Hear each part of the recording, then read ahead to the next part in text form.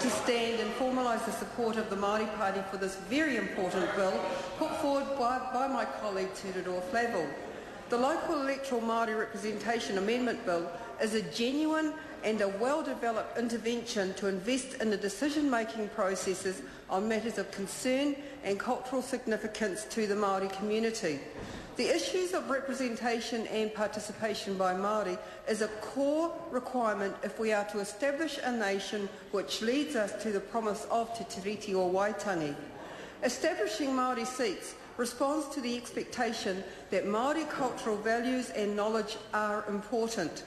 It is also an excellent means of responding to the Local Government Act 2002, which I remind the House sets out the obligations of local authorities in relation to the involvement of Māori in decision-making processes. That legislation specifies that a local authority must establish and maintain processes to provide opportunities for Māori to contribute to its decision-making processes. Local authorities must consider ways in which they may foster the development of Māori capacity to contribute to their decision-making processes. And when these authorities are making significant decisions relating to land or a body of water, they are required by law to take into account the relationship of Māori and their culture and traditions with their ancestral land, water, sites, wāhi tapu, valued flora and fauna and other taonga. Mr Speaker, the legislation itself, like indeed sections 6, 7 and 8 of the Resource Management Act, is a genuine and a very positive approach towards supporting opportunities for Māori in decision-making. But the truth is, as every member of this House could testify, Māori representation at local level leaves a lot to be desired.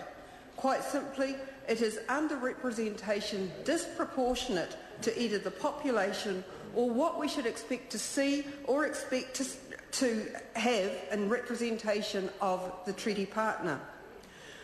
Mr Speaker, Mr Flavell spoke earlier about the findings of the research by Christine Shane and Veronica Tawhai about Māori engagement with local government. Their research revealed that participants felt there is little opportunity for Māori representation or consideration of Māori issues in local government, nor for the incorporation of tikanga and Māori processes in local government, and where there is, it is often tokenistic. We have heard throughout the debates today of the poor representation of Māori across local government right throughout the country.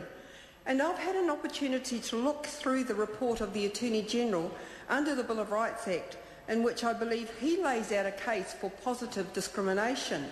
Again, I remind the House we are talking about the treaty partner experiencing representation at just 5%. The report provides a table of the numbers of territorial and regional seats when compared under the formula proposed in this bill and that set out under the Local Authority Act 2001. If I look at my electorate of Te Taitonga, looking for an instance at the regional authorities, the numbers are not huge. Indeed, in the West Coast region, Canterbury region and Otago region, we're talking about one Māori seat. And when we go to Southland, the numbers leap hugely to 2 seats.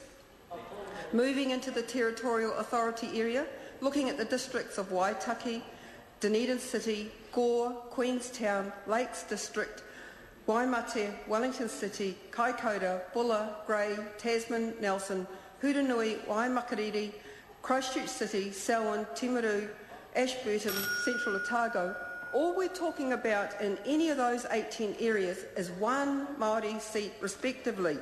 Where there is an explosion is in the Chatham Islands territory, where it is proposed that 5 out of the 8 seats would be Māori. The key thing, Mr Speaker, is that the number of Māori seats is in proportion to the total Māori population of the relevant territorial region. In proportion, not underrepresented, not overrepresented, just right. I am proud that the Māori Party has put forward this bill, and I congratulate the hard-working member for Waiariki on his efforts to replicate the model expressed in the Bay of Plenty Regional Council as an excellent opportunity to advance Māori representation.